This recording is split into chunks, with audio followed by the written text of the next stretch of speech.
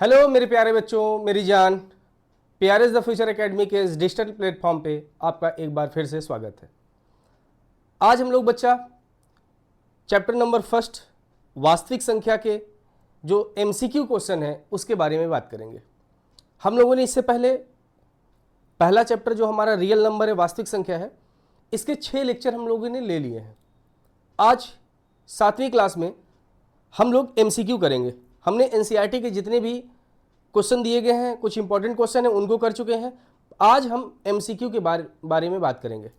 आपको पता है कि फर्स्ट चैप्टर से एमसीक्यू बहुत आने के चांसेस रहते हैं।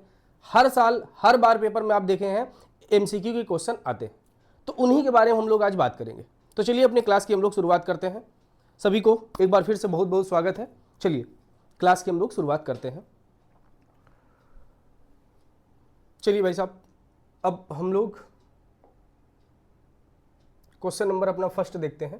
देखिए, ऐसे हम लोगों ने एक क्वेश्चन की एक सीरीज आपके सामने बनाए हैं, ठीक है। इनको हमको सॉल्व करना है। समझ में आ रहा है? इन सभी को हमको क्या करना है बच्चा? सॉल्व करके इनका हमको आंसर बताना है। तो मैं आज टोटल 20 क्वेश्चन हैं, ठीक है। तो ये 20 क्वेश्चन के बारे में हम लोग पढ़ेंगे बारी बारी से यहाँ तक। तो मैं तो यही कहूँगा कि ये क्लास लेने से पहले आप इनका बेसिक जो मैं पहले से पढ़ा चुका हूँ उसको आप लोग देख के आएंगे तो आपको बहुत बेहतर समझ में आएगा और आप चीज़ें खुद से कर लेंगे। आज की जो क्लास है, मैं तो हूँ साथ में है, लेकिन आपको खुद से करने की ज़रूरत है। अब देखिए, इसका पैटर्न समझ लीजिएगा। जैसे आपके सामने ये क्वेश्चन पहला आ गया है, अब इसको हम सॉल्व करेंगे, लेकिन आपके सामने क्या रहेगा कि आप वीडियो की पॉज कर दीजिएगा, रोक दीजिएगा, उसके बाद इस क्वेश्चन को अपने सॉल्व करने की कोशिश करिएगा और देखिएगा इसका आंसर क्या आता है। क्या आपका आंसर और मेरा आंसर मैच करता है? ठीक है। ऐसे हर क्वेश्चन में आप लोग यही करिएगा, यही प्रोसेस आप लोग अप्लाई करिएगा।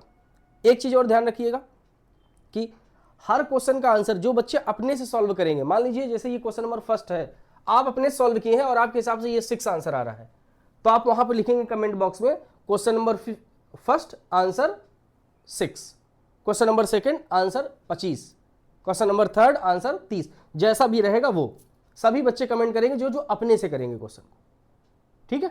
तो चलिए हम लोग शुरुआत करते हैं। देखिए, आपके सामने ये फर्स्ट क्वेश्चन दिया गया है बच्चा।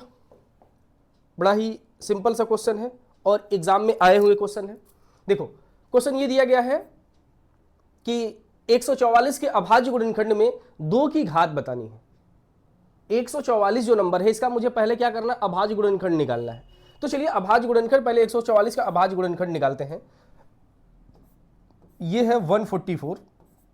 इसका अभाज्य गुणनखंड ऐसे ही निकलेगा, डिवाइड इसको, तो ये किससे डिवाइड हो जाएगा? 2 से। 7 टाइम्स में 2 7 जा 14 और 2 2 जा 4। फिर बच्चा इसको 2 से डिवाइड करेंगे, 2 3 जा 6 और 2 6 जा 12। फिर ये 2 से डिवाइड हो जाएगा, यहाँ बच्चा 18 टाइम्स आएगा। फिर ये 2 से डिवाइड होगा और ये 9 टाइम्स आ जाएगा। फिर अच्छा यह 3 से डिवाइड हो जाएगा 3 टाइम्स में और ये 3 से डिवाइड हो जाएगा 1 टाइम। बात समझ पा रहे हैं कि नहीं? अब ये एमसीक्यू क्वेश्चन है तो आपको कैसे लिखना है, आप बस टिक आपका सही होना चाहिए। देखो, जैसे हम यहां पे लिखेंगे 144 का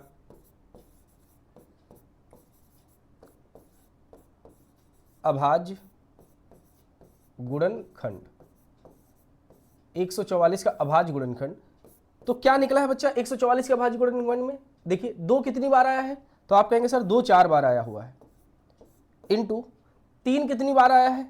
3 आप कहेंगे 2 बार आया हुआ है। 144 के अभाज्य गुणनखंड में 2 जो है 4 बार आया हुआ है और 3 जो है 2 बार आया हुआ है। ऐसे ही आया कि नहीं आया? आया। हमसे क्वेश्चन क्या पूछा है?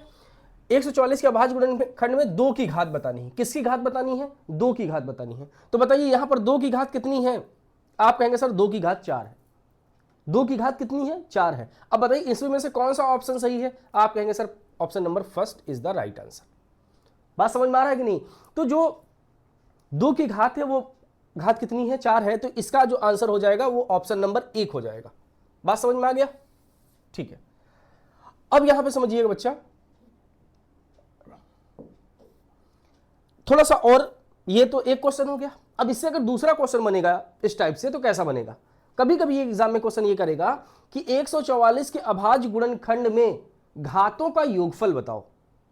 ध्यान सुनना, क्वेश्चन ये पूछ देगा कि 144 के अभाज्य गुणनखंड में घातों का योगफल। कभी कभी ये क्वेश्चन बनेगा, बना हुआ है इसलिए मैं बता दे रहा हूं, इसको भी ध्यान में रखिएगा।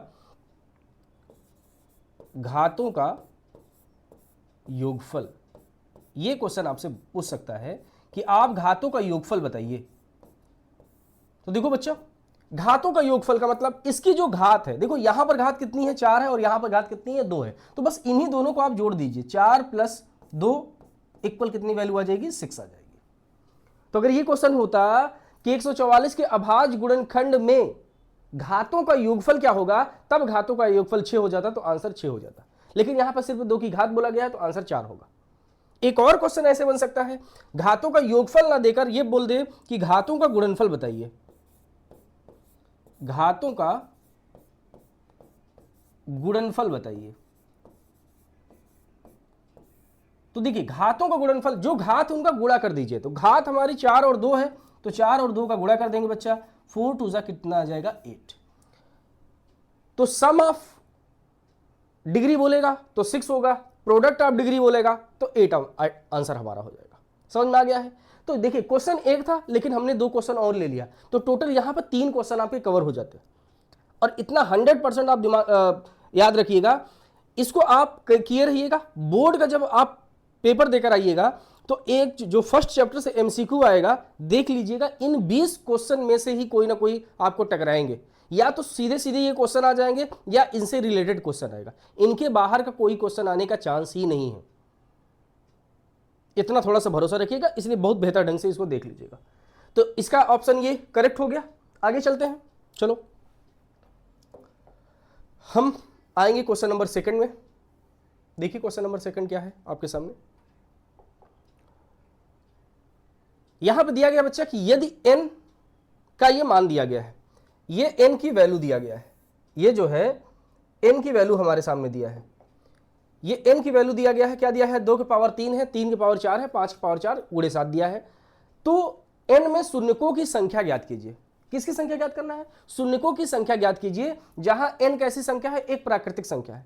मतलब जैसे ये देखिए ध्यान से, मैं अगर ये बोल देता हूं 10 गुणे 20, मैंने ये बोला आंसर, मैं ये बोलूं कि इनके में शून्यकों की शून्यक बताइए, कितने शून्य आएंगे, कितने शून्य। तो 20 का गुणा 10 में करेंगे तो कितना आ जाएगा बच्चा? आंसर 200 आ जाएगा। तो बताओ इसमें शून्य कितने आए हैं? तो आप कहेंगे सर 2 शून्य आए हैं। तो ऐसे ही अगर ये नंबर आप सॉल्व करने जाएंगे तो अगर आप मल्टीप्लाई करेंगे तो 2 की पावर 3 आएगा, 8 इसका आंसर होता है, 3 की पावर 4 आएगा, 5 की पावर 4 मल्टीप्लाई 7। तो अगर गुणा करके करेंगे तो आंसर तो आपका आ जाएगा, ऐसा नहीं कि आंसर आपका नहीं आएगा, आंसर आपका आ जाएगा, लेकिन बच्चा उसमें समय ज्यादा लगेगा। आंसर आपका आएगा लेकिन समय ज्यादा लगेगा। ठीक है, तो हमको समय ही तो बचाना है एग्जाम में, एमसीक्यू है, ऐसा तो नहीं है कि ये पूरा लिख लिख के आपको सॉल्व करना है। मैं तो यहां लिख के बताऊंगा, लेकिन आप वहां पर डायरेक्ट देखते हुए आंसर निकाल देंगे। जैसे शून्य कैसे बनते हैं? शून्य की संख्या, नंबर ऑफ जीरोज। देखो शून्य की जो संख्या होती है ना, वो 2 नंबर पे डिपेंड करती है, 2 और 5 पे। जो शून्य की संख्या है वो किस पे डिपेंड करती है? 2 और 5 पर। किसी भी नंबर के गुणनखंड में जितने 2 और जितने 5 के पेयर बनेंगे, जितने 2 और जितने 5 के पेयर बनेंगे बच्चा, उतने शून्य होंगे लास्ट में। देखो जैसे मैंने यहां पे एक नंबर लिख दिया है, 2 की पावर 3 इंटू 5 की पावर 2 इंटू 7। मैंने यहां पर ये नंबर लिख दिया है। और मुझे पता है कि शून्य तभी बनेगा जब 2 और 5 का हम लोग गुणा कराएंगे। जब 2 और 5 को गुणा कराएंगे तभी होगा। तो 2 की पावर 3 को हम ऐसे लिख सकते हैं 2 इंटू 2 इंटू 2, और 5 को लिख सकते हैं 5 इंटू 5, और 7 से कोई मतलब है नहीं, 7 ऐसे पड़ा रहेगा। तो अब देखो शून्य कैसे बनेंगे? जब 1 2 और 1 5 को गुणा कराएंगे तो 1 0 मिल जाएगा आपको। फिर जब इसका आप मल्टीप्लाई कराएंगे तो 1 और 0 बन जाएगा। तो कितने जीरो हमको मिल गए हैं? 2 जीरो मिल गए हैं। आपके दिमाग में आ रहा होगा सर अभी 1 2 तो बचा हुआ है। हाँ ठीक है, 1 2 बचा हुआ है, लेकिन जीरो बनाने के लिए 2 ही नहीं जरूरी है, 2 के साथ एक और नंबर जरूरी है जो कि 5 होता है। अब 5 तो यहां बचा नहीं है, तो 2 और 5 के कितने जोड़े बने हैं? तो आप कहेंगे सर 2 जोड़ा बना है, एक जोड़ा ये वाला और एक जोड़ा ये बना। तो टोटल कितने शून्य होंगे? 2 शून्य होंगे। तो कोई अगर ऐसे नंबर दिया रहेगा ना तो बस उसमें देख लीजिए आप लोग कि 2 और 5 के कितने जोड़े बनने हैं, जितने जोड़े बनेंगे उतने शून्य लास्ट में आएंगे। अब क्वेश्चन पे ध्यान से देखिए, आपको जब शून्य के बारे में बोला जाएगा बच्चा तो आपको इधर उधर कुछ देखने की जरूरत नहीं है, आपका सीधे सीधे मकसद होगा 2 को देखना और 5 को देखना, और जो नंबर दिए रहेंगे उनको इग्नोर कर दीजिए, उससे कोई मतलब नहीं है। देखो 2 कितनी बार है? आप कहेंगे सर 3 बार है। 2 कितनी बार है? 3 बार है। 5 कितनी बार है? 4 बार है। इनका जोड़ा कितनी बार बनेगा? जोड़ा कितनी बार बनेगा? जो नंबर कम है उतनी ही बार तो बनेगा, क्योंकि 2 देखो 5 4 बार है तो 3 बार जो 2 है वो तो 5 के साथ जोड़ा बना लेगा, 1 5 बच जाएगा। बात समझ पा रहे हो? देखो ऐसे जैसे जैसे मैं यहां पर सिर्फ यही दोनों नंबर को ले रहा हूं, 2 के पावर 3 इंटू 5 के पावर 4। अगर इसका पेयर बनाएंगे तो 2 इंटू 2 इंटू 2 इंटू 2 हो जाएगा, इंटू 5 इंटू 5 इंटू 5 इंटू 5। अब ध्यान से देखिए, ये 4 बार है या 3 बार? अच्छा इसको एक बार ज्यादा लिख रहे हैं, ठीक है इसको हटा देते हैं। ठीक है अब सही है। अब देखो पेयर बनाते हैं तो भाई साहब इन सब इनका पेयर बन गया, मतलब इनकी शादी होगी, इन दोनों की शादी होगी, इन दोनों की शादी होगी। ये देखो ये तीनों की और इन तीनों के साथ आपस में शादी होगी, ये बेचारा एक इकलौता बच गया, तो इसका ब्याह नहीं होगा, ये ऐसे ही रहेगा। परेशान ना हो, तुम्हारा भी कभी ना कभी वक्त आएगा, इतना परेशान होने की जरूरत नहीं है, रोना रोना नहीं।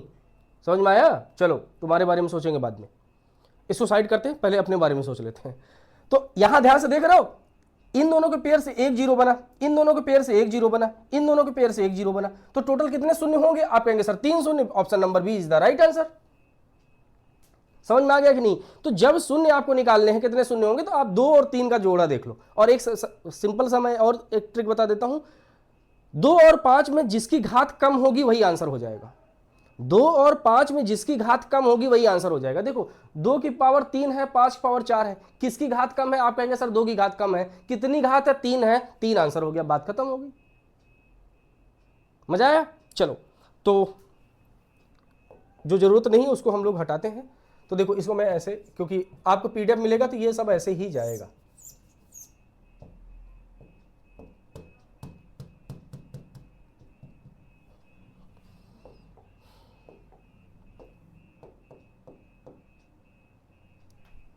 तो ये आप इसका स्क्रीनशॉट ले सकते हैं, कमेंट बॉक्स करते रहिएगा, कमेंट करते रहिएगा आप लोग कि आपके हिसाब से कौन सा आंसर सही है। चलिए आगे चलते हैं।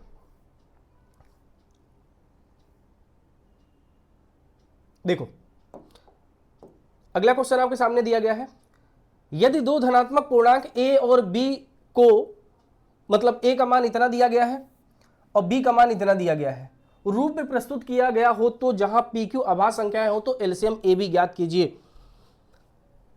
सबसे बेहतरीन क्वेश्चन अभी तक, और ऐसा क्वेश्चन मैंने आपको पहले क्लास में समझा चुके हैं। इससे पहले जो क्लासेस हुई हैं उसमें इस टाइप का क्वेश्चन मैंने आपको समझाया है, जब एलसीएम और एचसीएफ समझा रहा था। तो याद करिएगा, आपको समझ में आएगा। एक बार आप इसको देखिए, क्या दिया गया है? ए का मान दिया गया है। ए का मान कितना दिया गया बच्चा? पी क्यू का स्क्वायर। बी का मान दिया गया है आपके सामने, कितना है? आप कहेंगे sir P power 3 and Q. ये 2 नंबर दिए गए हैं, ए और बी। ए का वैल्यू इतनी है, बी की वैल्यू इतनी है, तो आपको ए और बी की वैल्यू मतलब एलसीएम निकालना है। क्या निकालना है आपको? एलसीएम निकालना है। तो एलसीएम ए कॉमा बी, ए और बी का एलसीएम निकालना है। याद करो वो दिन जिस दिन मैंने आप लोगों को ये बताया था कि जब अभाज्य संख्याएं होती हैं, याद रखो यहां पर देखो ये पीक्यू अभाज्य संख्या के बारे में बात कर रहा है, तो मैंने आपको बताया था कि जब अभाज्य संख्याओं का एलसीएम और एचसीएफ की बात करता है तो याद रख लेना अभाज्य संख्या का जो एचसीएफ होगा, यहां एलसीएम की बात कर रहे हैं लेकिन हम पहले एचसीएफ के बारे में बोलेंगे कि अभाज्य संख्या का एचसीएफ हमेशा कितना होता है बच्चा? 1 होता है, सभी को पता है। जब कोई भी 2 संख्या, अगर यही दोनों संख्या हमारे अब एचसीएफ निकालेंगे तो एचसीएफ दोनों संख्याओं का, अगर दोनों संख्या अभाज्य है तो उनका एचसीएफ कितना हो जाएगा? 1 हो जाएगा। लेकिन यहां पर तो ये गुणनखंड इसका दिया गया है। बात समझ पा रहे हो कि नहीं समझ पा रहे हो? अगर जैसे बोलते p एक अभाज्य संख्या, q एक अभाज्य संख्या है, इनका एचसीएफ निकालो, तो अभाज्य संख्याओं का एचसीएफ कितना होता है? 1 होता है। इस कंडीशन में अलग आएगा, देख ठीक है। तो यहां पर हमसे बात कर रहा है एलसीएम के बारे में बात कर रहा है। किसके बारे में बात कर रहा है बच्चा?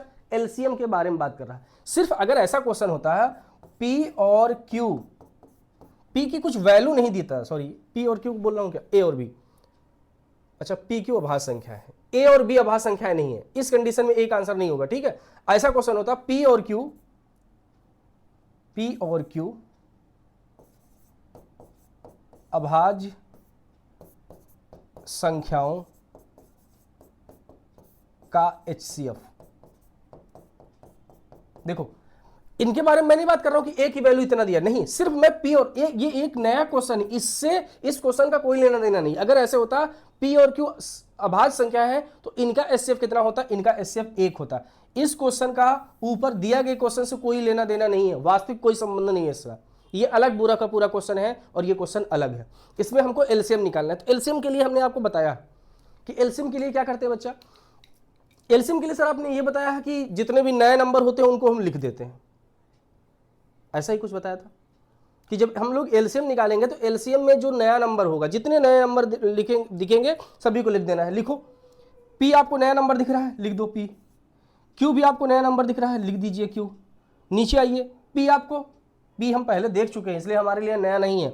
Q भी हम देख चुके हैं, नया नहीं है, इसका मतलब हमने PQ लिख दिया। एलसीएम में क्या करते हैं, जो नया नंबर दिख रहा है उसको लिख देते हैं। फिर क्या करते हैं, अब उनकी घात देखते हैं, उन नंबरों की घात देखते हैं और घात बड़ी वाली रखते हैं हम लोग।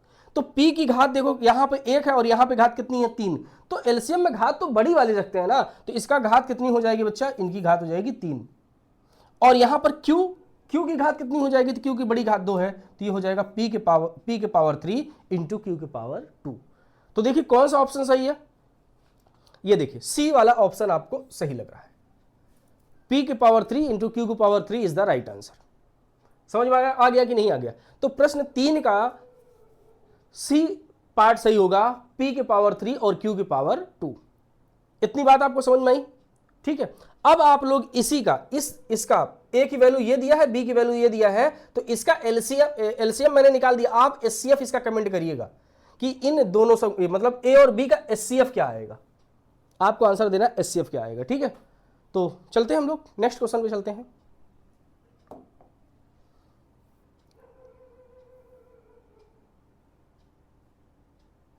ठीक है, देखिए बच्चा क्या दिया है, यदि एचसीएफ 26,169 बराबर 13 दिया है तो एलसीएम हमको ज्ञात करना है।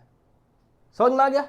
यहां पर देखो दो संख्याएं दिया गया है, 26 और 169, ये दो संख्याएं बच्चा दिया है, 26 है और 169 है। मतलब पहली संख्या 26 दिया गया है और दूसरी संख्या 169 दिया गया है। पहली संख्या 26 और दूसरी संख्या 169 दिया है और इसका एचसीएफ भी दिया गया है, एचसीएफ दिया है 13। तो क्या निकालना है, एलसीएम निकालना है। याद आ रहा है, जब ऐसा क्वेश्चन होता तो मैंने आपको एक फॉर्मूला बताया था। कौन सा फॉर्मूला? तो आप कहेंगे सर पहली संख्या मल्टीप्लाई सेकंड नंबर, दूसरी संख्या इक्वल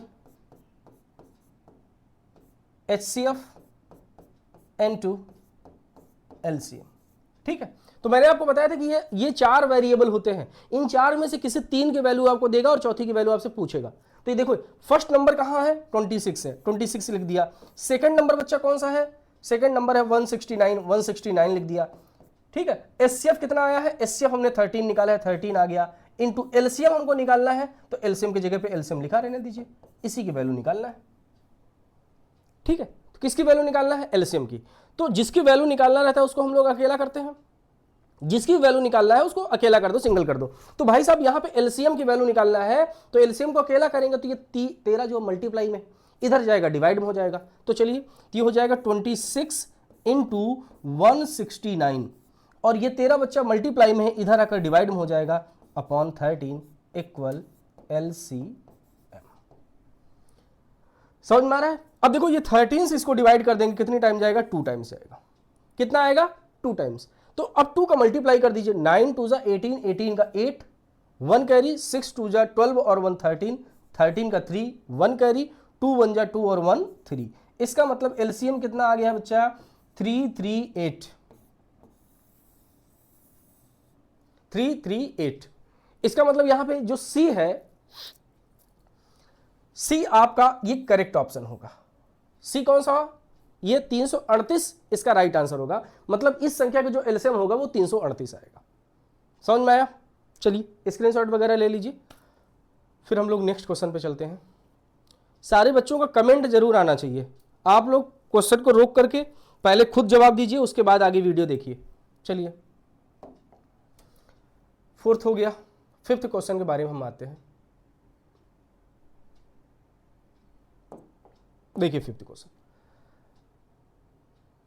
अब इसमें कुछ मिस्टेक है क्योंकि यहां पे दिया गया है 2 की पावर 3 इंटू 3 की पावर 2 और इतना ज्ञात कीजिए। क्या ज्ञात करना ये नहीं पता, तो याद रखना इसमें या तो एचसीएफ पूछा गया होगा, एचसीएफ पूछा गया होगा, या तो एलसीएम पूछा गया होगा। ठीक है, यही दोनों पूछा गया हो। तो चलो इस क्वेश्चन में हम दोनों निकालते हैं, हम एचसीएफ भी निकालते हैं, एलसीएम भी निकालते हैं। मतलब ये नंबर दिया गया है, तो यहां पर एक जो पहला नंबर है वो है 2 के पावर 3 इंटू 3 के पावर 2।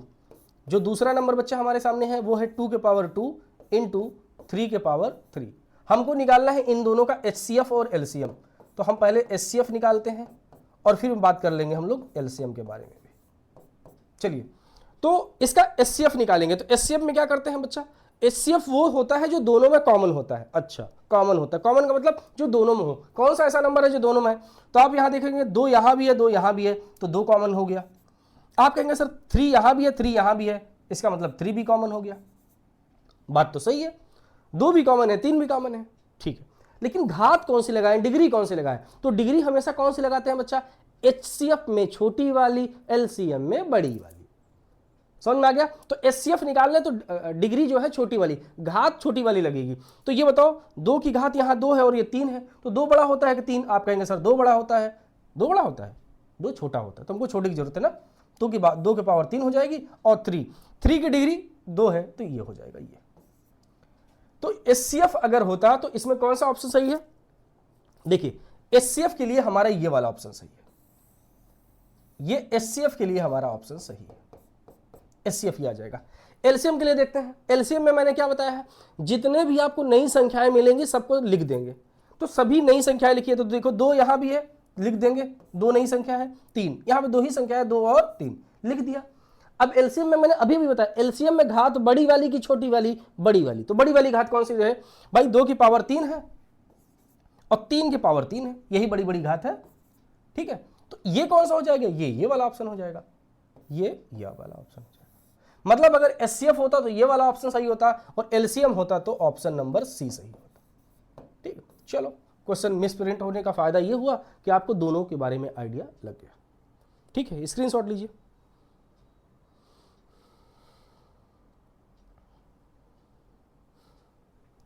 चलो बालक आगे चलते हैं।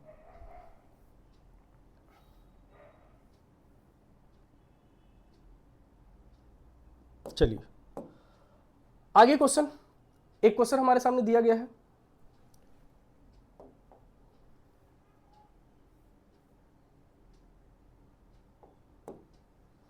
देखिए दिया गया है कि एक अभाज्य संख्या की कुल गुणकों की संख्या, किसकी संख्या निकालना है, कुल गुणक। समझ में आ रहा है, कौन सी अभाज्य, मतलब फैक्टर आपको बताने, कुल कितने फैक्टर होते हैं किसमें, अभाज्य संख्या में। अभाज्य संख्याओं में कुल कितने गुणनखंड होते हैं, कुल कितने फैक्टर होते हैं। देखो जैसे मैंने यहां पे लिखा, आप मुझे ये बताइए, जैसे 3 मैंने लिखा है, तो आपको पता है 3 अभाज्य संख्या होती है, तो ये किस किस नंबर से डिवाइड होगी, तो आप कहेंगे सर 1 से डिवाइड हो जाएगा, 3 से डिवाइड हो जाएगा। फिर मैं बात करता हूं 2 की, 2 भी हमारी अभाज्य संख्या है, तो ये किस किस नंबर से डिवाइड होगा, आप कहेंगे सर 1 से हो जाएगा, 2 से हो जाएगा। जितने भी अभाज्य संख्या है उसके बारे में आप समझ लीजिए। जैसे 7 भी एक अभाज्य संख्या है, तो ये किससे डिवाइड हो जाएगी, 1 से डिवाइड हो जाएगी, 7 से डिवाइड हो जाएगी।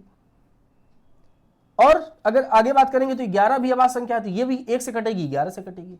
तो ये बताओ इनके कितने गुणक आ रहे हैं, जैसे 3 के कितने गुणक हैं, 2 गुणक, 2 के भी 2, 7 के भी 2, 11 के भी 2। मतलब जितनी भी अभाज्य संख्याएं होती हैं उनके गुणनखंड कितने होंगे, आप कहेंगे सर 2, मतलब वो 2 नंबर से ही सिर्फ डिवाइड होगा, अदरवाइज वो किसी और नंबर से डिवाइड नहीं होगा। तो ये हमसे क्वेश्चन पूछा गया था कि ये जो कोई भी अभाज्य संख्या जो होती है, कोई भी जो अभाज्य संख्या होती है उसके कुल कितने गुणक होते हैं। तो मेरी जान कितना बताओगे, उसके C फॉर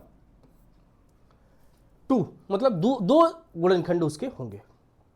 समझ में आ रहा है, 2 कौन कौन से, जैसे ये 1 और 2, 1 और 2, 1 और 2, ये वाला 2 नहीं समझिएगा 2, ये वाला 1 और 2, 1 और 2, समझ में आ गया कि नहीं आ गया? तो एक सिंपल क्वेश्चन है, याद रखिएगा ये सब क्वेश्चन तो आप देखते ही आंसर टिक कर देंगे। ठीक है, आगे चलिए, इसको स्क्रीनशॉट लीजिए फिर आगे चलते हैं। चलिए बच्चा, ये क्वेश्चन आपके सामने करते हैं। ठीक है, 12, 21 और 15 का एचसीएफ और एलसीएम निकालना है आपको।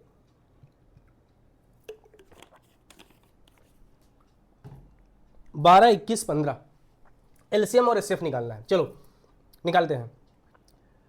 तो अगर किसी संख्या का हमको एलसीएम और एचसीएफ निकालना होता है तो गुणनखंड करते हैं। तो 12 का गुणनखंड नहीं तो 12 का गुणनखंड कर लीजिए। 12 का अभाज्य गुणनखंड।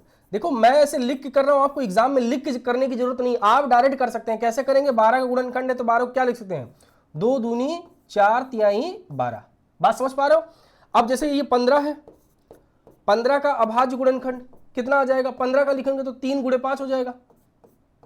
ठीक है, ऐसे 21 है, 21 का अभाज्य गुणनखंड 7 3 21 होता है तो ये हो जाएगा। अब आप इसको घात के फॉर्म में अरेंज कर लीजिए, डायरेक्ट कर सकते हैं घात के फॉर्म में। तो 2 के पावर 2 गुणे 3 के पावर 1, इसको करेंगे तो 3 के पावर 1 इंटू 5 के पावर 1, इसको करेंगे तो 3 के पावर 1 इंटू 7 के पावर 1। ठीक है, हमको क्या निकालना है? हमको एचसीएफ भी निकालना है, एलसीएम भी निकालना है। तो पहले हम लोग बात करेंगे एचसीएफ के बारे में।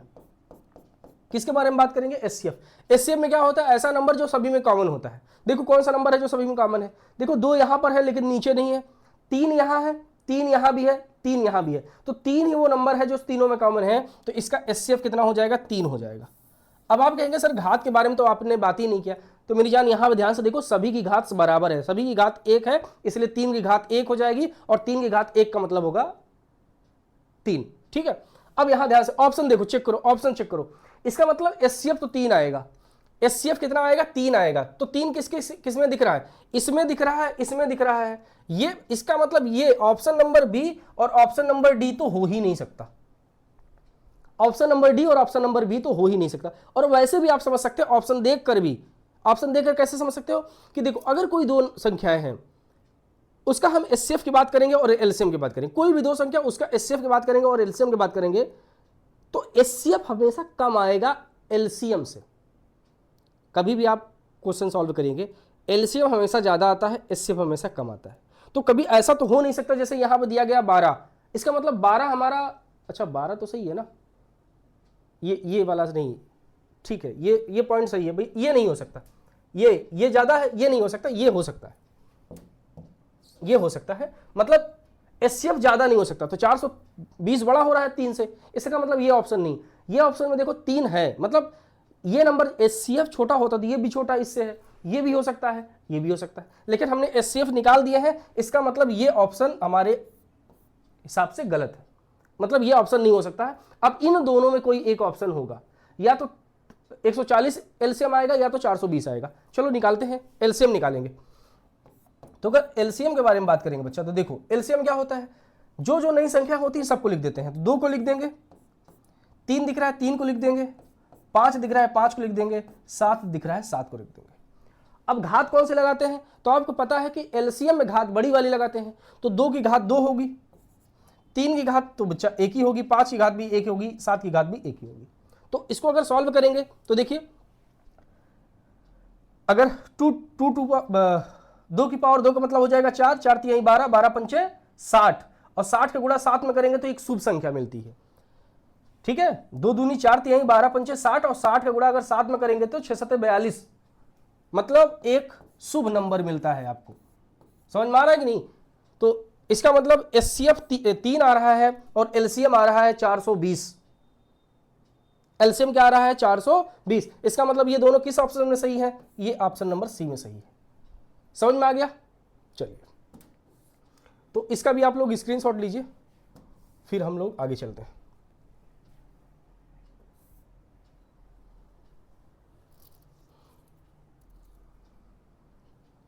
चलो बच्चा, क्वेश्चन नंबर 7, क्वेश्चन नंबर 8 पे आते हैं हम लोग। देखिए क्वेश्चन नंबर 8 आपके सामने दिया है, यदि एलसीएम ये दिया गया है, मतलब दो संख्या, यहां ध्यान से देखो, ये पहली संख्या है, x पहली संख्या है और 18 दूसरी संख्या। यहां पहली संख्या x है, 18 दूसरी संख्या, और इन दोनों का एलसीएम 36 दिया है। मतलब पहली संख्या x है, दूसरी संख्या 18 है, और x और 18 का एलसीएम 36 दिया है। तो आपको बताना है कि भैया यही दोनों x और 18 का एचसीएफ 2 दिया है, मतलब एलसीएम भी हमको दिया गया है, एचसीएफ भी हमको दिया गया है, और हमसे निकालना है वो x का मान। जैसे हमेशा इससे पहले वाले क्वेश्चन में क्या होता था, यहां पे कोई नंबर दिया जाता था कि जैसे 20 और 18 का एचसीएफ या एलसीएम, फलाने और फलाने का एचसीएफ और एलसीएम, लेकिन यहां पर x की कोई वैल्यू नहीं दिया है, मतलब x की वैल्यू ही निकालना है, कुछ नहीं करना है, आपको वही वाला रूल अप्लाई करना है। कौन सा? जो फॉर्मूला है। कौन सा फॉर्मूला? पहली संख्या मल्टीप्लाई दूसरी संख्या बराबर एचसीएफ मल्टीप्लाई एलसीएम। ठीक है बच्चा। तो फर्स्ट नंबर कौन सा है भाई? तो फर्स्ट नंबर हम कहेंगे सर x है, तो x is the first number. Second number 18 second number है। एचसीएफ की वैल्यू कितना दिया गया है? एचसीएफ देखो यहां से बच्चा, एचसीएफ की वैल्यू 2 है, और एलसीएम की वैल्यू हमारे सामने कितना है? 36। एलसीएम की वैल्यू 36 है। हमको फाइंड आउट क्या करना है? किसका मान निकालना है? आप कहेंगे सर x का मान निकालना है। अच्छा, हमको देखिए पता है जब किसी का मान निकालते हैं तो उसको अकेला कर देते हैं, किसी की वैल्यू फाइंड आउट करते हैं तो उसको अकेला कर देते, कर दो। तो इसका मतलब x को अकेला करने के लिए 18 को हमको उधर ले जाना पड़ेगा, और 18 बच्चा इधर मल्टीप्लाई में उधर जाकर डिवाइड में हो जाएगी। चलो डिवाइड करते हैं। तो ये इधर 2 इंटू 36 ऐसे सेम टू सेम लिखा रहने दीजिए, और ये मल्टीप्लाई में इधर आकर डिवाइड में हो जाएगा। नहीं समझ में आया? आ गया।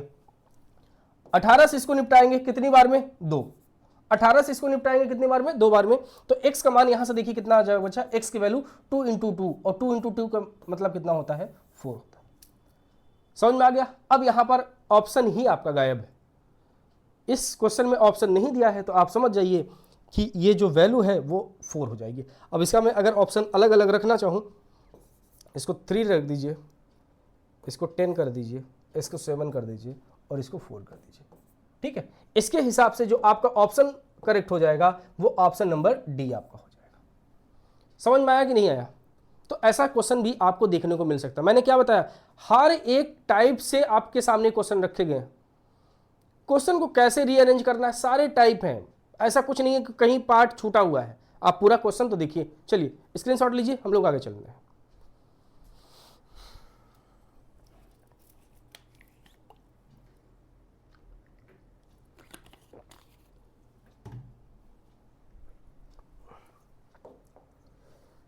क्वेश्चन नंबर 9,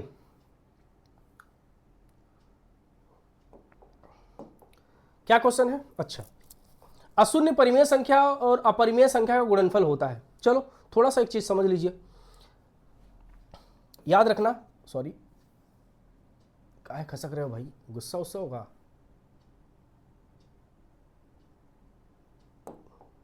देखो अब सही है। देखो समझो, हम लोगों ने परिमेय संख्या पढ़ लिया है, आप कहेंगे हाँ सर पढ़ लिया है। अपरिमेय संख्या वो भी पढ़ लिया है। तो परिमेय संख्या और अपरिमेय संख्या का जब हम गुणा कराते हैं तो होता क्या है, जरा देखो, चेक करो। देखो पहला पॉइंट याद रखना कि अगर एक कोई परिमेय संख्या हो, एक क्या हो बच्चा? परिमेय संख्या, इसका गुणा हम अगर परिमेय संख्या से कराएंगे तो क्या मिलेगा? परिमेय संख्या का गुणा बच्चा अगर हम परिमेय संख्या से कराएंगे तो क्या मिलेगा हमको? तो आप कहेंगे सर परिमेय संख्या का गुणा जब परिमेय संख्या में कराएंगे तो परिमेय संख्या मिलेगी। मतलब एग्जांपल आप देख लीजिए, जैसे आपको पता है कि 1/2 कैसी संख्या होती है, आप कहेंगे सर परिमेय संख्या होती है। अच्छा ठीक है, आपको यह भी पता है 4 कैसी संख्या होती है, आप कहेंगे सर परिमेय संख्या होती है। ठीक है, इसको सॉल्व करो। 2 से 4 डिवाइड हो जाएगा बच्चा कितने टाइम्स में? 2 बार में। तो 2 को गुणा 1 में करेंगे क्या आएगा? 2 आएगा। अब बताओ 2 कैसी संख्या होती है? तो आप कहेंगे परिमेय होती है। इसका मतलब याद रखना, ये पॉइंट दिमाग में याद रखने वाली है कि जब परिमेय संख्या का गुणा आप परिमेय संख्या में कराएंगे, एक परिमेय संख्या का गुणा जब दूसरी परिमेय संख्या में कराते हैं तो आंसर हमेशा क्या आता है बच्चा? परिमेय आता है। मतलब रेशनल नंबर का मल्टीप्लाई अगर आप रेशनल नंबर में कराते हैं तो आंसर हमेशा हमारा क्या मिलेगा? हमको रेशनल मिलेगा। Rational into rational equal rational. याद रखना, कोई भी आप दो रेशनल नंबर ले लीजिए, कोई भी दो रेशनल नंबर ले लीजिए और उनका आपस में मल्टीप्लाई कर लीजिएगा, आपको जो आंसर मिलेगा वो परिमेय संख्या ही मिलेगी। ठीक है, ये पहला पॉइंट याद रखिएगा। दूसरा पॉइंट आपको याद रखना है कि यहां पे ध्यान से देखिए, जैसे एक हमारा रेशनल नंबर है मतलब परिमेय संख्या है, और दूसरा हमारा इर्रेशनल नंबर है, अपरिमेय संख्या है। एक हमारा रेशनल नंबर है और एक हमारा इर्रेशनल नंबर है। इस केस में क्या आंसर आएगा भाई, ये देखते हैं।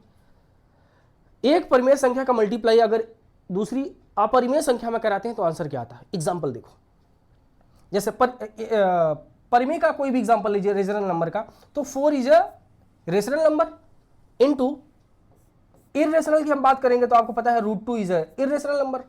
तो बच्चा जब 4 इंटू √2 इनका जब हम लोग मल्टीप्लाई कराते हैं तो आपको पता है इसका आंसर जो आता है वो आता है 4√2। जब कभी भी बच्चा ऐसे नंबर का मल्टीप्लाई होता है तो 20 से बस मल्टीप्लाई हट जाता है। अगर एक नंबर रूट में हो और दूसरा नंबर रूट से बाहर हो, उनका आपस में मल्टीप्लाई कराना रहता है, तो बस 20 से मल्टीप्लाई को हटाकर इसको पास लिख दीजिए, 4√2 इज अ राइट आंसर।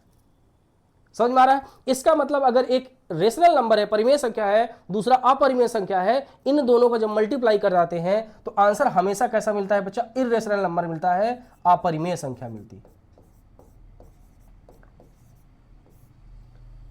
तो ये दो पॉइंट आपको ये दिमाग में रखने हैं कि अब हम अगर रेशनल नंबर का मल्टीप्लाई रेशनल नंबर में कराते हैं तो आंसर हमारा रेशनल नंबर आता है। रेशनल नंबर का मल्टीप्लाई अगर हम इर्रेशनल नंबर में कराते हैं तो आंसर हमें क्या मिलेगा, इर्रेशनल नंबर मिलेगा। तो रेशनल नंबर को आर से rational number into irrational number equal होगा आपका इर्रेशनल नंबर। क्या ये दो पॉइंट आपको समझ में आए हैं। चलिए अगला पॉइंट के बारे में बात करेंगे बच्चा। यहां पर समझना है कि अगर एक इर्रेशनल नंबर है, एक इर्रेशनल नंबर है, इसका हम मल्टीप्लाई इधर से लिखते हैं,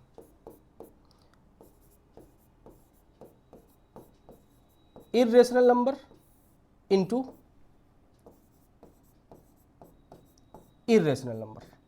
मतलब यहां पर क्या है, यहां पे दोनों नंबर इर्रेशनल दिए हैं, दोनों नंबर अपरिमेय दिए गए हैं, तब क्या होता है ध्यान से देखना। जैसे यहां पे मैंने लिख दिया बच्चा √2 और यहां मैंने लिख दिया है √3। इसका क्या मतलब है, √2 is a irrational number and √3 is a irrational number. ये दोनों नंबर अपरिमेय संख्या है, तो जब दोनों नंबर अपरिमेय संख्या है और हम इनका इंटू कराएंगे तो आंसर क्या आएगा। तो ध्यान से समझना है, हमेशा याद रखना है कि जब दोनों नंबर रूट के अंदर होते हैं, दोनों नंबर बच्चा रूट के अंदर होते हैं, जब इसका मल्टीप्लाई कर देते हैं तो अंदर अंदर का मल्टीप्लाई हो जाता है। क्या हो जाता है, जैसे देखो यहाँ पे 2√3 इंटू 4√5, इनका अगर हम इंटू कराते हैं ना ऐसे, तो बाहर बाहर का मल्टीप्लाई होता है बच्चा, अंदर अंदर का मल्टीप्लाई होता है। तो 4 का मल्टीप्लाई 2 में होकर 8 हो जाता है और 5 का मल्टीप्लाई 3 में होकर 15 हो जाता है। तो इसका आंसर कितना होगा, 8√15। तो ध्यान से देखो, इसमें कोई बाहर कोई नंबर लिखा नहीं है, तो जब बाहर नहीं है तो अंदर जो लिखा है उन्हीं का मल्टीप्लाई कराएंगे। तो 2 का मल्टीप्लाई 3 में कराएंगे तो आंसर कितना आएगा, √6। और आपको पता है √6 कैसा होता है, अपरिमेय संख्या। √6 कैसा होता है, अपरिमेय संख्या। इसका मतलब क्या होता है कि अपरिमेय संख्या का मल्टीप्लाई अगर अपरिमेय संख्या में कराते हैं तो आंसर हमारा क्या आता है, अपरिमेय आता है। आंसर क्या आता है, अपरिमेय आता है। ठीक है, हो क्या आपके दिमाग में होगा, क्या हो गया सर, नहीं अभी यहां पे एक और पेंच है, उसको देखिए। अपरिमेय संख्या का मल्टीप्लाई जब अपरिमेय में कराएंगे तो आंसर अपरिमेय आएगा। लेकिन एक एग्जांपल और देखिए आप लोगों को मैं समझाया हूं, √3 is a irrational number and √3 is a irrational number. मतलब अगर इर्रेशनल नंबर का ये भी तो इर्रेशनल, ये भी इर्रेशनल है। अगर इर्रेशनल नंबर का मल्टीप्लाई इर्रेशनल में करा रहे हैं तो इसका आंसर कितना आएगा, आप लोग जोर से बोलिए, 3 आएगा। मैंने बताया सेम नंबर का मल्टीप्लाई सेम नंबर में कराते हैं, कब, जब दोनों अंडर रूट रहता है तो क्या होता है, रूट गायब हो जाता है, वही नंबर बच के आता है, 3। तो अब आप 3 के बारे में बताओ, 3 कैसी संख्या होती है। तब आप कहेंगे सर 3 तो परिमेय संख्या होती है, रेशनल नंबर होता है। इसका मतलब ये दिमाग में रखना कि जब हम इर्रेशनल नंबर का मल्टीप्लाई इर्रेशनल नंबर में कराते हैं तो जो हमारा आंसर आता है वो बच्चा अपरिमेय भी हो सकता है या अपरिमेय भी हो सकता है या परिमेय, मतलब रेशनल और इर्रेशनल दोनों हो सकता है। बात समझ में आ रही है। जब हम एक इर्रेशनल नंबर का मल्टीप्लाई इर्रेशनल नंबर में कराएंगे तो आंसर आपका रेशनल भी हो सकता है और इर्रेशनल भी हो सकता है। ये बात आपको दिमाग में रखनी है। समझ में आ गया? तो ये बड़ा इंपॉर्टेंट टॉपिक था, समझ में आ गया? चलो अब हम अपने क्वेश्चन के बारे में देखते हैं। क्या बोला है? अशून्य परिमेय। अशून्य परिमेय का मतलब होता है शून्य के अलावा। अशून्य परिमेय का मतलब होता है शून्य के अलावा, शून्य के अलग। तो इसको अगर आप थोड़ी देर के लिए भूल भी जाइए, इसको हटा देते हैं। अशून्य मतलब शून्य के अलावा, ठीक है, समझ गए? अब इसको हटाकर ये देखो, यहां पर क्या है? परिमेय संख्या, और यहां क्या है बच्चा? अपरिमेय संख्या। क्या करना है? मल्टीप्लाई करना है, गुणनफल करना है। तो अभी देखो, ये परिमेय संख्या है, ये अपरिमेय संख्या, इसका गुणनफल क्या होगा? आप सब कमेंट करिएगा, इसका गुणनफल क्या होगा? क्योंकि यहां मैंने समझा दिया है, देखो यहां मैंने आपको समझा दिया है कि एक परिमेय संख्या होती है, दूसरा अपरिमेय संख्या। परिमेय संख्या, अपरिमेय संख्या, इसका आंसर क्या होता है? ठीक है, तो इसका आंसर हमेशा हमें क्या प्राप्त होगा बच्चा? सदैव अपरिमेय प्राप्त होगा, सदैव अपरिमेय प्राप्त होता है। ठीक है, इंपॉर्टेंट पॉइंट है, इसके सारे पॉइंट आपको दिमाग में रहने चाहिए। तो इसको आप लोग स्क्रीनशॉट लीजिए। उससे पहले मैं इन सबको हटा देता हूं, उनकी जरूरत नहीं है। ठीक है, कॉपी करिए इतना आप लोग।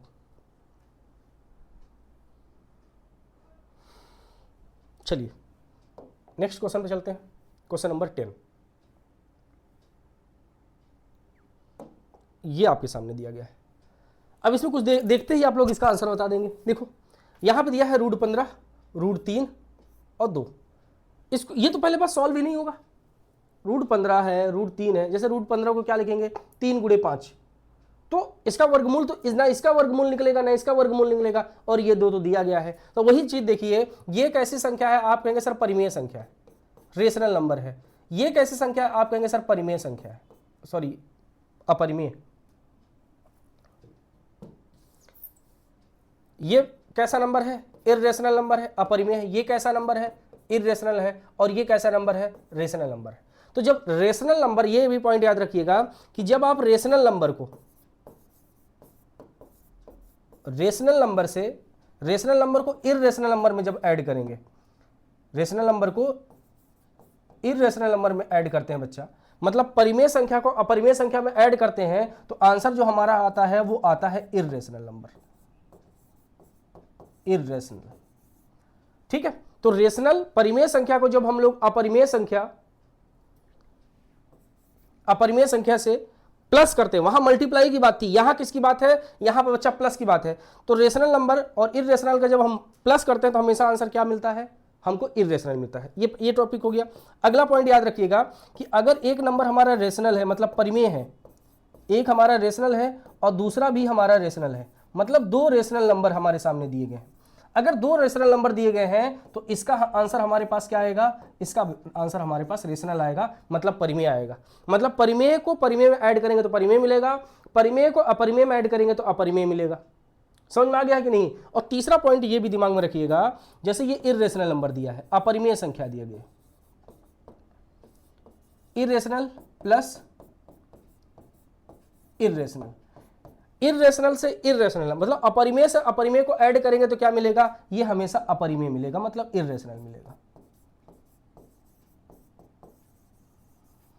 समझ में आ गया कि नहीं आ गया? तो ये 3 पॉइंट हैं जिनको आपको देगा। तो यहां पे देखो, ये अपरिमेय है और ये अपरिमेय, इन दोनों को ऐड करेंगे तो अपरिमेय मिलेगा, ये दोनों को आप ऐड करेंगे तो अपरिमेय मिलेगा, और अपरिमेय में अपरिमेय को ऐड करेंगे, इससे इसको सॉल्व करेंगे तो ये भी क्या मिलेगा? अपरिमेय मिलेगा, मतलब इर्रेशनल नंबर मिलेगा। इसके हिसाब से इसको जब हम सॉल्व करेंगे ना, इस पूरे नंबर को हम जब सॉल्व करेंगे तो इसका आंसर क्या आएगा? क्या आएगा बच्चा? अपरिमेय संख्या आएगी। समझ में आ गया? चलिए ठीक है, तो इसको हम हटा देते हैं, बाकी जो काम की चीज है वो आपके सामने रहेगी। तो ये तीनों पॉइंट भी आपको अपने दिमाग में रखने हैं।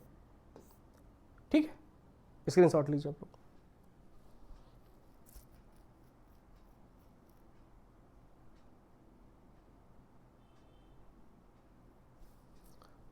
चलो बच्चा, अगले पॉइंट की बातें।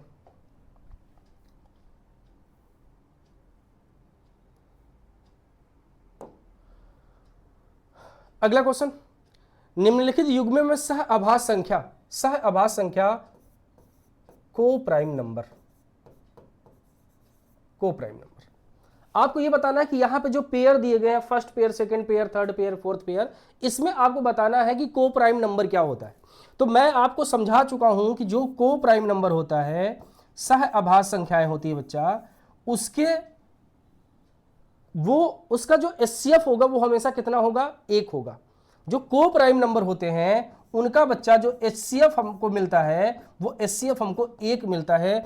जिन दो संख्याओं का एचसीएफ हमको 1 मिल जाएगा वही हमारी को प्राइम संख्याएं हो जाएंगी, मतलब सह आभास संख्याएं हो जाएंगी।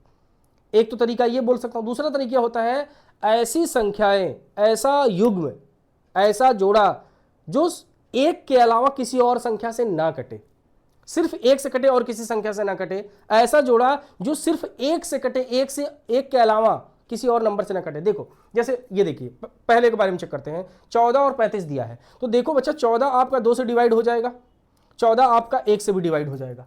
तो यहां पर देखो दो संख्याएं आ गई कि नहीं। अब आपको पता है 14 7 से भी डिवाइड हो जाएगा, 14 14 से भी डिवाइड हो जाएगा।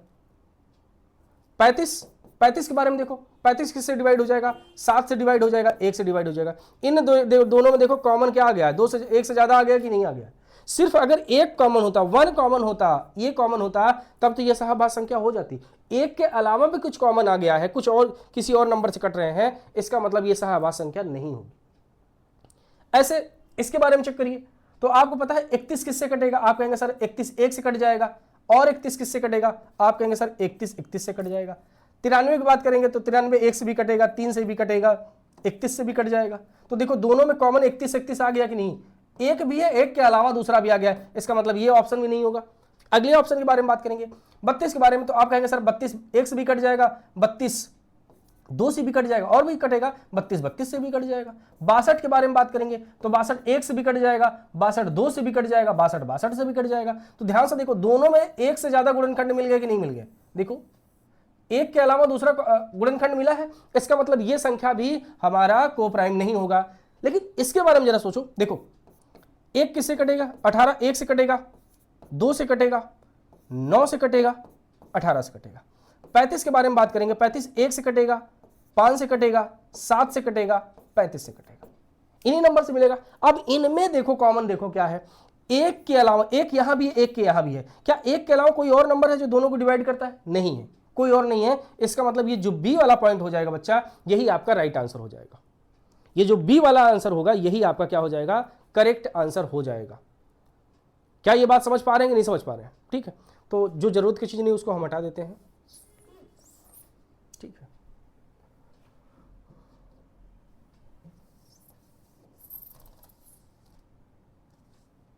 ठीक, इतना चीज आप लोग कॉमन कर लीजिए, मतलब स्क्रीनशॉट ले लीजिएगा।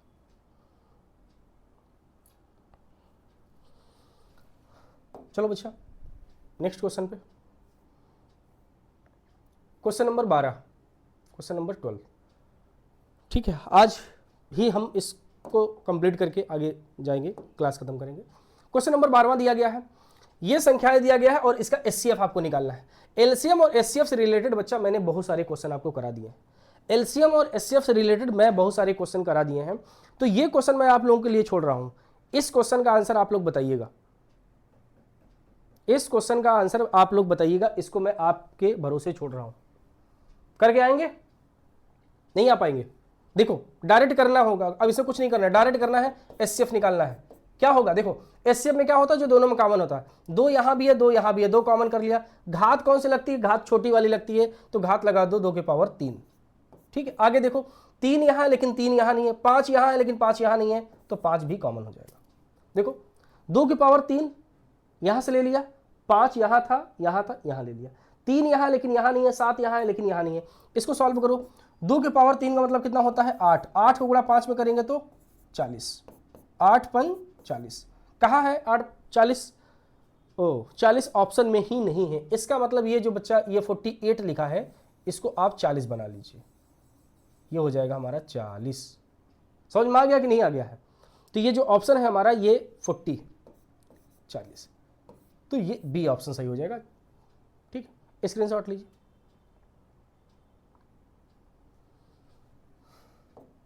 चलिए अगले क्वेश्चन पे देखिए, ये क्वेश्चन आपके सामने दिया गया है। 1095 अपान 1168 का सरलतम रूप। सरलतम रूप का मतलब होता है उसको जितना ज्यादा छोटा कर सकते हो। सरलतम रूप का मतलब क्या होता है बच्चा, कि उस नंबर को कितना ज्यादा छोटा कर सकते हो। जैसे मेरे पास ये पेन है, अब मैं इसका सरलतम रूप की बात करूंगा तो इसको मैं कितने बार तोड़ सकता हूं। एक बार तोड़ा टूट जाएगा, दोबारा तोड़ा टूट जाएगा। आपको लग रहा होगा सर आप मजाक कर रहे हैं, तोड़ नहीं रहे बस बता रहे हैं। तो आप क्या चाहते हैं, आपके चक्कर में नुकसान कर लूं अपना? है, नुकसान थोड़ी करूंगा, समझ लो, तोड़ रहा हूं। तो इसके जितने पार्ट को मैं तोड़ सकता हूं, लास्ट पार्ट होगा जिसको मैं फिर नहीं तोड़ पाऊंगा, वही इसका सरलतम रूप हो जाएगा। समझ में आ रहा है कि नहीं आ रहा है? ठीक है, तो सरलतम रूप में इसको हमको डिवाइड कट करना रहेगा। तो देखो 1095 है, क्या है बच्चा, 1095। तो 1095 का तुम फैक्टर कर लो, ऐसे देखो 1095, 1095 ये देखो 5 से कट जाएगा, 5 से ही काट लो पहले, 2 बार में 10 आ जाएगा, 5 एक नम 5, 4 बचेगा, 5 9 45। अब देखिए ये 3 से कट जाएगा। कैसे 3 से कटेगा आपको पता है, 2 1 3 होगा, 9 3 12 हो जाएगा, तो 3 से कट जाएगा, ये 7 बार में और ये 3 बार में। अब कितना आ गया, 73 आ गया। 73 बच्चा अभाज्य संख्या होती है, 73 सिर्फ 73 से ही कटेगा। 73 किससे कटेगा, 73 से कटेगा। तो अगर ये जो नंबर दिया गया 1095 और अपॉन में 11168, इसका मैं सरलतम रूप की बात करूंगा तो 1095 को हम लिख सकते हैं 3 × 5 × 7, इसको मैं ऐसा लिख सकता हूं। और 11 16 को क्या लिख सकता हूं, इसको भी फैक्टर कर दीजिए। देखिए किस नंबर से डिवाइड होगा, लास्ट में 8 आया है तो 2 से डिवाइड हो जाएगा, 2 5 जा 10, एक बच्चे का बच्चा 16 हो जाएगा, 2 8 जा 16 और 2 4 जा 8। अब ये फिर 2 से डिवाइड हो जाएगा कितने टाइम्स में, 2 टाइम्स में, 2 2 जा 4, 1 आएगा, 2 9 जा 18, 2 2 जा 4। फिर बच्चा ये 2 से डिवाइड हो जाएगा 1 टाइम्स में, फिर ये 2 से डिवाइड होगा 4 टाइम में, 2 4 जा 8, 2 6 जा 12, फिर ये 2 से डिवाइड हो जाएगा कितनी बार जो 7 टाइम्स में, और ये हो जाएगा 3 टाइम्स में। तो जब इसका फैक्टर कर रहे हैं तो ये आ रहा है, तो देखो 2 कितनी बार आया है, 2 आया है हमारा 4 बार, तो इसका मतलब 2 के पावर 4 आ जाएगा, और साथ में क्या आ जाएगा, 73 आ जाएगा। क्या आ जाएगा, 73। वहां भी 73 है ना, देखो ये 73 से डिवाइड होगा। समझ में आ गया? अब इसका सरलतम रूप देखो, 73 से ये 73 डिवाइड हो जाएगा, 73 से 73 डिवाइड हो जाएगा, तो ऊपर क्या बचेगा, 5 3 जा 15, और 2 के पावर 8 का मतलब क्या होता है, देखो बच्चा 2 2 जा 4, 4 2 जा 8, 8 2 जा 16, 15/16 is the right answer. Option number D is the right answer. आया समझ में? तो सरलतम रूप में आप ऐसे इसको डिवाइड कर लीजिएगा, ठीक है। बहुत सारे बच्चे एक साथ करना चाहते हैं, तो अगर ना समझ में आएगा तो ऐसे गुणनखंड कर लेना, फिर जो कटेगा उसको काट देना, जो लास्ट में बचेगा वही इसका सरलतम रूप हो जाएगा, ठीक है। तो आप लोग स्क्रीनशॉट लीजिए इसका।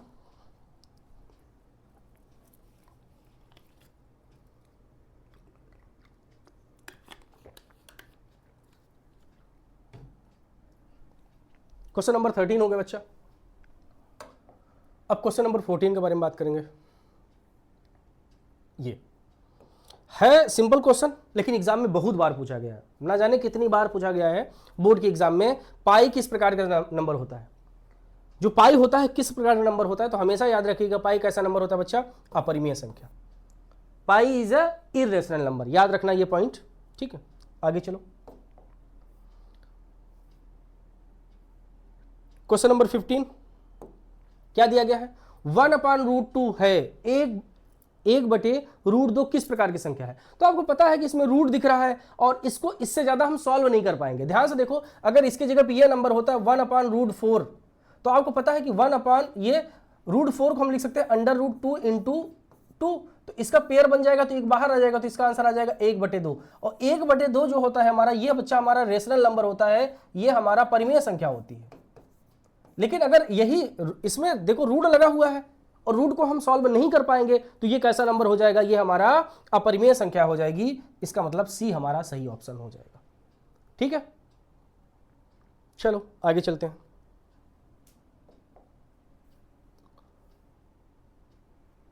अगला क्वेश्चन, किसी पूर्णांक m के लिए, ध्यान समझना, कोई पूर्णांक दिया गया है m के लिए, प्रत्येक समपूर्णांक निम्नलिखित रूप का होता है। जो m होता है, m यहां पर पूर्णांक दे दिया है और हमको बताना है कि सम पूर्णांक कैसे होते हैं।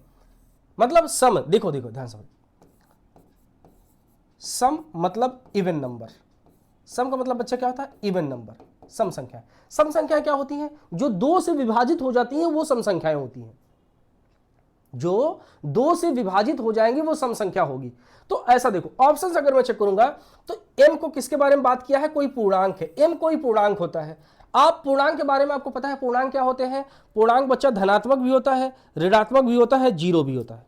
पूर्णांक क्या होता है? धनात्मक भी होता है, ऋणात्मक भी होता है, जीरो भी होता है। तो कोई भी m की, m जैसा हमको पता है m पूर्णांक है, m क्या है? पूर्णांक है। तो पूर्णांक की कोई एक वैल्यू उठा लीजिए आप लोग। मान लेते हैं 2 पूर्णांक हो तो 2 को मैं उठा लिया, 2 कर रहने दो। अब 3 भी तो एक पूर्णांक है। नो नो नो नो, पूर्णांक है लेकिन किस पूर्णांक के बारे में बात कर रहा है? सम पूर्णांक। तो हमको कोई सम नंबर लेना है। सम मतलब जैसे 4 ले लिया, ठीक है। सम पूर्णांक के बारे में बात कर लिया, तो एक सम नंबर ले लिया हमने, 4 ले लिया। अब यहां पर क्या बोला है? आप 3 से भी कर सकते थे, 3 ही ले लो। m कैसी संख्या है? m तो पूर्णांक के बारे में बात कर रहा है, हमको बताना है कि सम पूर्णांक कौन सा होगा। तो बताओ, देखो 3 की वैल्यू अगर यहां पर रखेंगे, m की जगह पर रखेंगे, तो जो संख्या मिलेगी ये बताओ। ये 3 की जगह पे, m की जगह पे मैंने 3 को रखा, तो ये बताओ क्या यह सम संख्या है? आप कहेंगे नहीं सर, तो सम संख्या नहीं हो रही है। समझ में आ रहा है?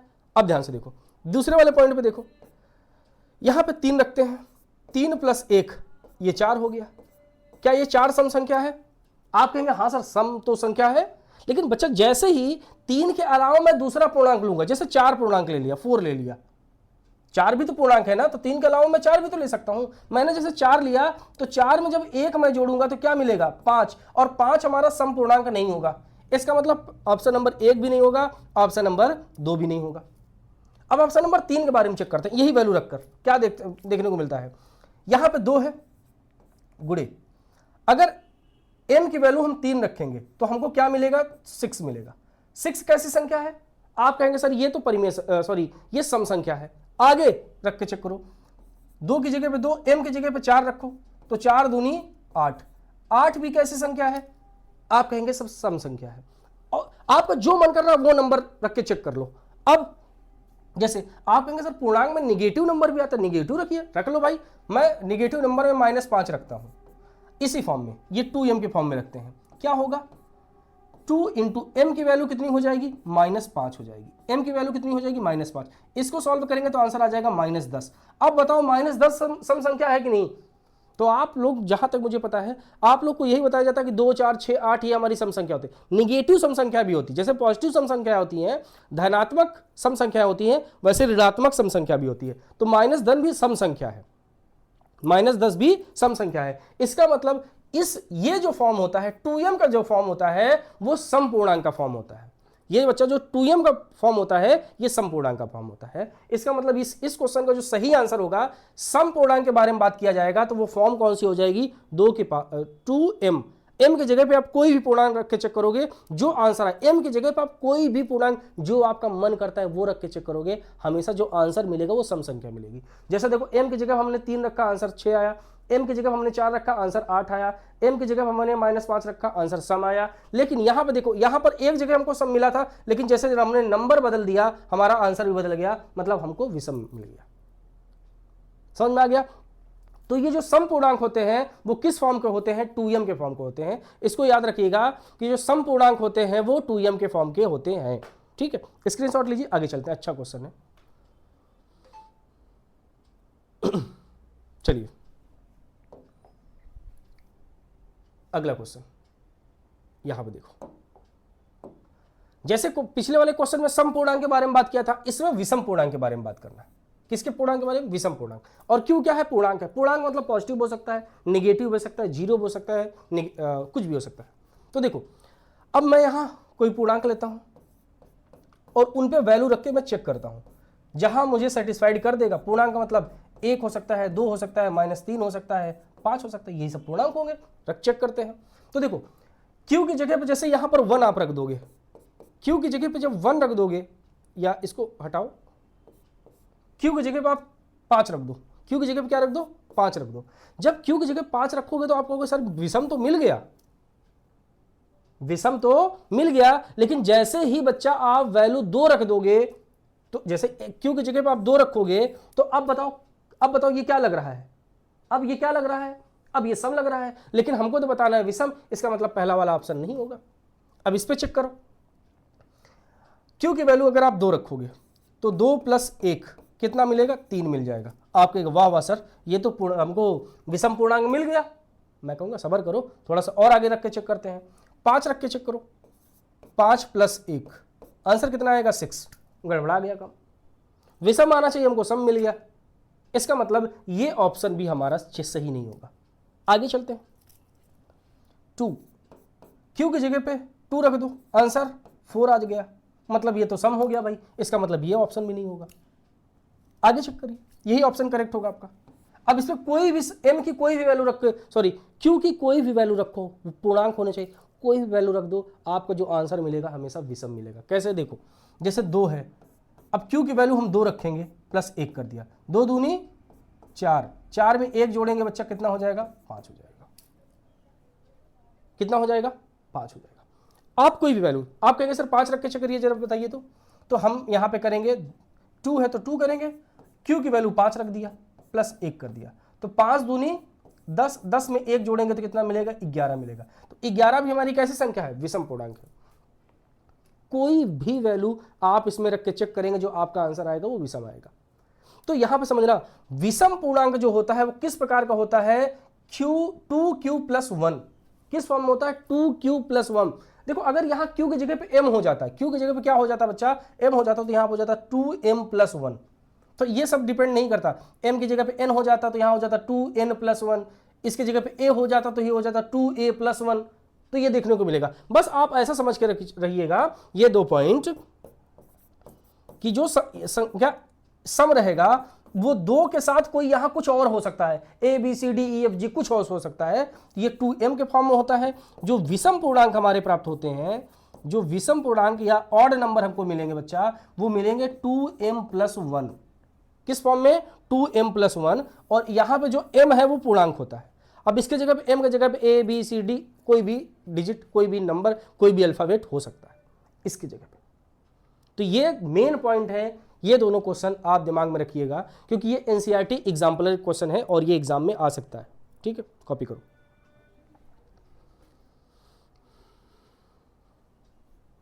चलिए आगे चलते हैं।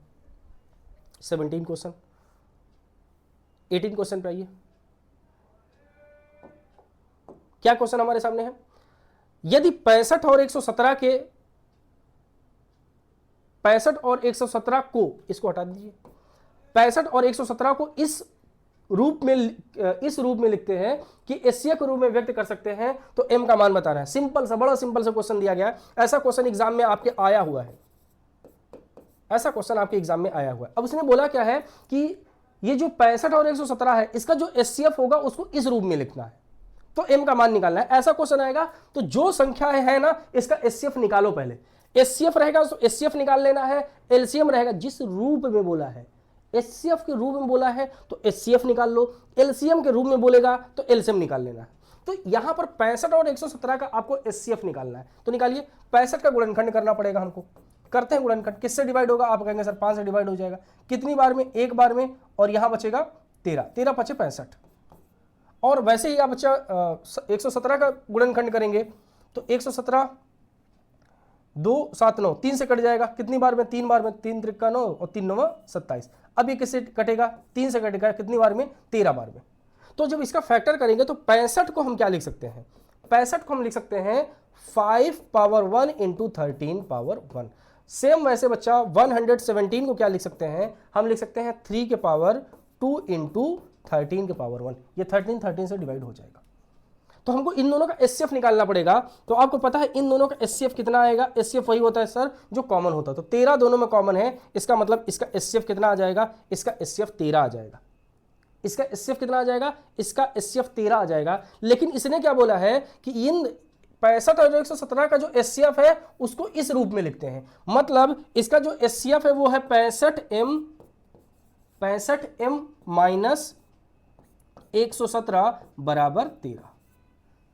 समझ में आ गया कि नहीं? तो इसका जो HCF है उसको इस रूप में लिखते हैं, तो ये जो 13 आया है ये इसके बराबर हो जाएगा। बस यहीं से बच्चा आपको m का मान निकाल लेना है, यहीं से क्या करना है, आपको m का मान निकालना है। तो मैंने बताया जिसका m मान निकालते हैं उसको अकेला करते हैं, तो माइनस 117 उधर जाएगा, तो ये माइनस उधर जाकर प्लस में हो जाएगा, तो हो जाएगा 65m इक्वल 13, और ये माइनस उधर प्लस में जाएगा तो 117 हो जाएगा। समझ में आया कि नहीं आया? तो ये हो जाएगा 65m इक्वल, इन दोनों को आपस में ऐड कर दीजिए तो वो हो जाएगा 130, 130 होगा ना, 7 3 10, हाँ 130 हो जाएगा। अब यहां से अगर m की वैल्यू आप निकालेंगे तो ये हो जाएगा 130 अपॉन में 65, इससे डिवाइड करेंगे बच्चा तो ये हो जाएगा 2। तो m की वैल्यू यहां से कितनी आ गई है, 2 आ गई। m की वैल्यू यहां से कितनी आ जाएगी, 2 आ जाएगी। अब इसमें बताओ ऑप्शन कौन सा करेक्ट है, तो आप कहेंगे sir option number second is the right answer. समझ में आया है कि नहीं आया है? तो ऐसा जब भी क्वेश्चन रहेगा इस रूप में बना है, अगर HCF के रूप में बना है तो इन दोनों संख्याओं को HCF निकाल लेना है, अगर LCM के रूप में बना है तो इन दोनों संख्याओं का आप लोग LCM निकाल लेना है। ठीक है, अच्छा क्वेश्चन है, एग्जाम में आया हुआ क्वेश्चन है, आने के चांसेस है, इसलिए इसको ध्यान से कर लीजिएगा। ठीक है, तो इसको आप स्क्रीनशॉट ले लीजिए।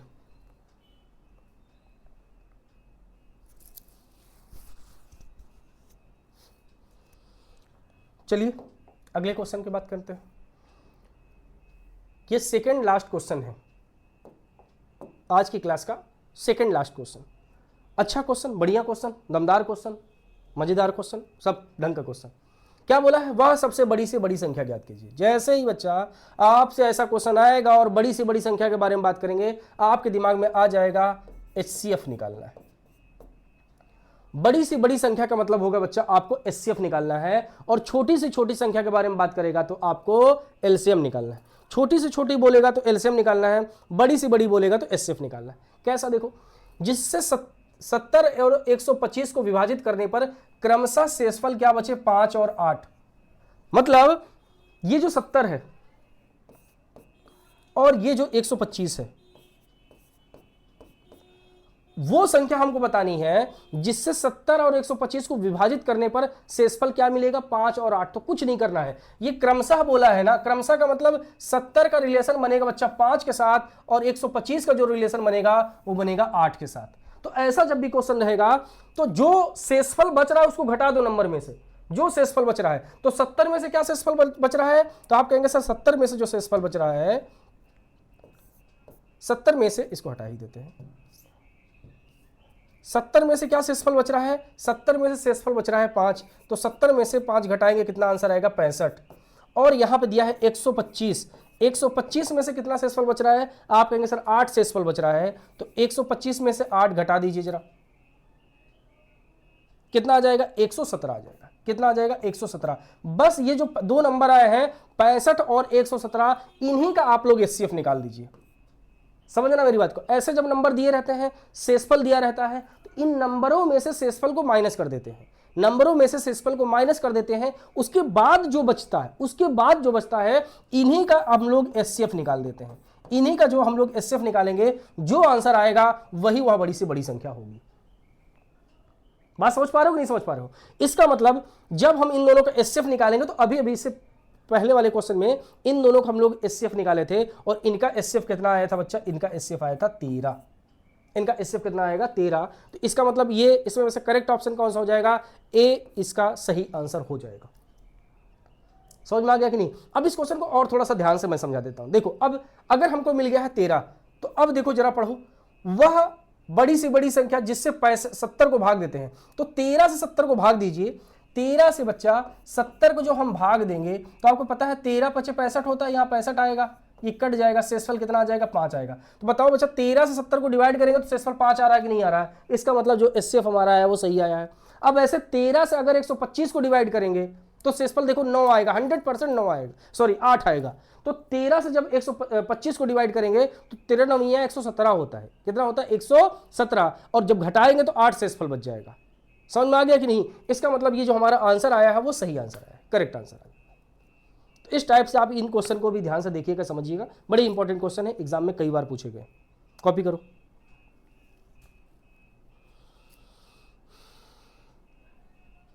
चलो बच्चों, ये सब क्वेश्चन ऐसा है बच्चा कि ये जब एग्जामिनर का मन करेगा कि टफेस्ट क्वेश्चन बनाए, इससे मतलब टफ लेवल का क्वेश्चन बनाए, तो वो आपसे ये सब क्वेश्चन पूछेंगे। जब उसका मन करेगा आसान लेवल का क्वेश्चन बनाए, तो वो फिर एलसीएम और एचसीएफ तक रह जाएगा, 2 नंबर देगा, उसका एचसीएफ और एलसीएम निकालो। अब एलसीएम और एचसीएफ से जब उसको टफ बनाना रहेगा, कठिन से कठिन बनाना रहेगा, तब वह इस टाइप के क्वेश्चन को चुनेगा। तो हमारे पास कोई ऐसा ना रहे कि हमको टफ कर लेंगे आसान नहीं कर पाएंगे, आसान कर लेंगे टफ नहीं कर पाएंगे, तो हमको हर टाइप के क्वेश्चन को करना है। आगे चलो,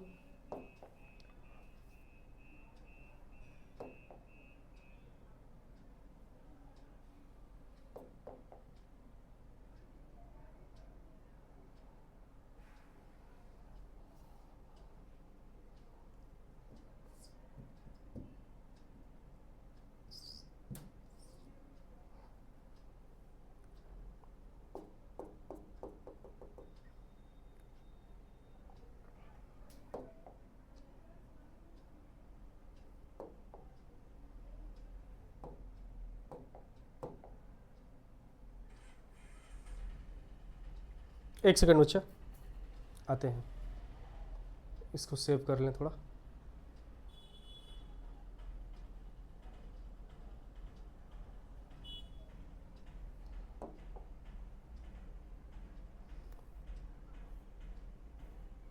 ये क्वेश्चन आपका लास्ट क्वेश्चन आपके सामने दिया गया है।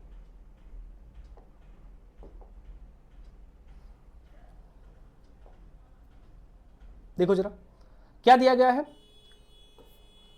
यदि दो धनात्मक पूर्णांक a और b है, a की वैल्यू इतना दिया है, b की वैल्यू इतना दिया है के रूप में व्यक्त किया जाता है, x और y अभाज्य संख्याएं हो तो इसका एचसीएफ निकालो।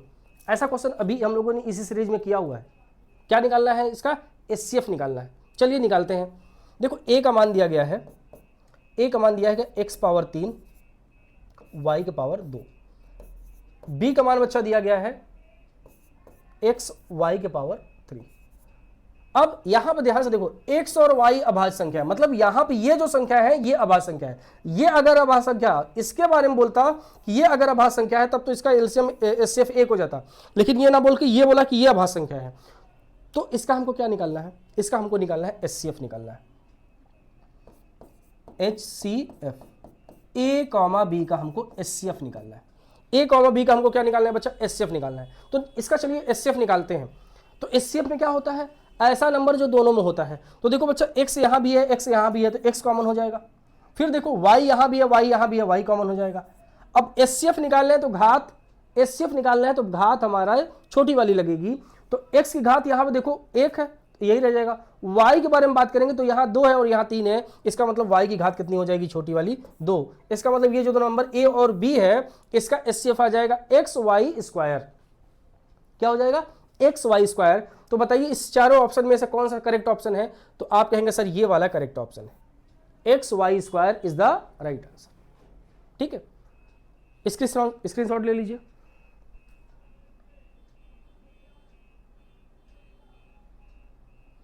चलिए, तो आज की क्लास यहीं तक रहेगी। मतलब पहले चैप्टर से जो इंपॉर्टेंट क्वेश्चन थे बच्चा, जो आपके एग्जाम में आ सकते थे, वो सारे क्वेश्चन के हम लोग बात कर चुके हैं।